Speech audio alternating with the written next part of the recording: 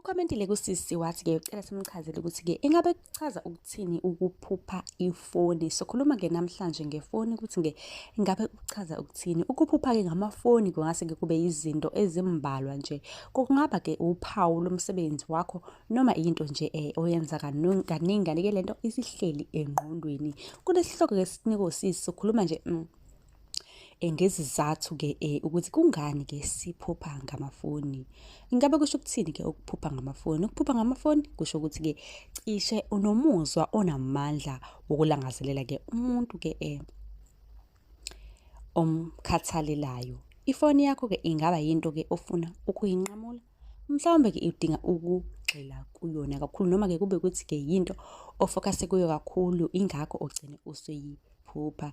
Ifoni-ke iphinde-ke ifanekiswe-ke njengento yokuxhumana. Noma-ke ungase ulahlekelwe isithanda sakho noma-ke ngumngani wakho. Iphupho lokulahlekelwa yifoni uma-ke efonini ephusheni ifoni yakho ilahleka. Ukuphupha-ke ngokulahlekelwa ucingo kungase-ke kube uphawu lokuthi-ke uzizwa sengathi ulahlekelwa ukuphila kwakho siqu.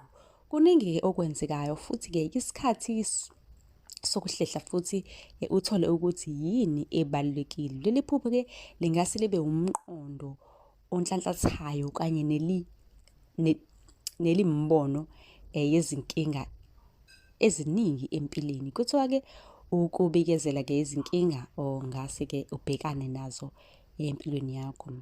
Ukuphupha-ke ngefoni uma ukuthi-ke mhlampe iyaphuka. Uma uphupha ngokuthi ifoni yakho iyaphuka, kungenzeka ukuthi-ke unezinkinga ngobudlelwane bakho. Kungakhathaleki ukuthi-ke ubuhlobo bomuntu siqi noma ubuhlobo bomuntu osemsebenzini noma umuntu-ke obambisene naye, mhlampe niyathandana. Ngabe-ke unomuzwa wokuthi-ke abanye bazama-ke ukukushintsha ngendlela-ke ethile wena oyiyona noma-ke ufuna ukuzimela. Kanti-ke ukuphupha ukukhuluma nomuntu efonini, ukuphupha ukhuluma-ke nothile ocingweni kungaphakamisa-ke inkinga yokuxhumana empilweni yakho yangempela ongakalungeli-ke ukuyixazulula.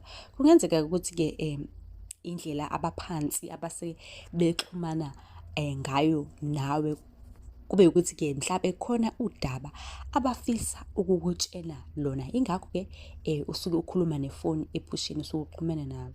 Ukukhala kwefoni nje ephusheni ikhalela nje ungakhulumi nayo. Uma uyiphupha-ke ifoni ikhala ingxenye yomqondo wakho ophansi ukukhuthaza-ke ukuthi unake okuthile okwenzeka empilweni yakho okuvukayo. Kusho ukuthi kunezinto okumele uyinake empilweni yakho. Kahle kahle iyakuphaphamisa. Ungase-ke ushaye indiva ucezu oluthile lolwazi-ke olubalulekile noma-ke uziba ithuba elibalulekile. Kusho ukuthi leli lokukhala-ke kwefoni nalo libalulekile. Okay, okunye-ke uma ukuthi-ke ephusheni ifoni yakho uphuphe bekutshontshela yona. Baningi vele kuyobuza lo mbuzo ukuthi khona umuntu obetshontsha ifoni. Uma uphupha-ke ifoni yakho itshontshwa kungabonakalanga-ke lokhu kubonakaliswa-ke umuzwa wokuhlukaniswa. Ukusho ukuthi khona into ezokulahlekela ebalulekile empilweni yakho. Mlaleli ngicela ubeke umbono la kwi-comment section ungitshela ukuthi wena ngokulandelayo ufisa sikuchazele iphupho elithi.